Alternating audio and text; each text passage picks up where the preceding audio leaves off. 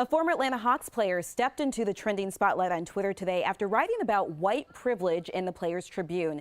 Current Utah Jazz player Korver wrote his reflections on race relations in America after one of his teammates and also former Atlanta Hawks player was arrested, and also an incident between Oklahoma City Thunder player Russell Westbrook and a Utah Jazz fan. Here's part of what he wrote. "What I'm realizing is no matter how passionately I commit to being an ally and no matter how unwavering my support is for NBA and WNBA players of color, I'm still in this conversation from the privileged perspective of opting into it, which of course means that on the flip side, I could just as easily opt out of it.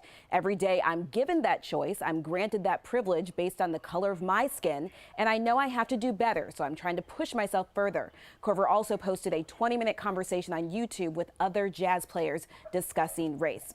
Well, that tweet was read and seen and shared more than 130,000 times with thousands and thousands of comments, Aisha. Yeah. So a lot of people agreeing with what he was saying, but this guy, Paulie, here saying, "I'm shaking right now. Me and my 3-year-old transgender white son don't agree. You're making him out to be a racist, and he has to atone for sins of things that people did hundreds of years ago."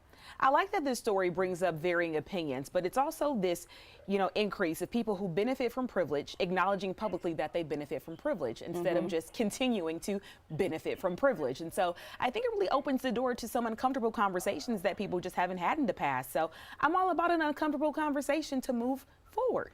And I will say, if you guys read the thread from that tweet, there's a great conversation that's going back and forth there. There's some people who agree, some people who disagree. NBA players also chiming in, also former teammate of his, LeBron James, saying the key is to listening to one another. That's what it's all about. All right.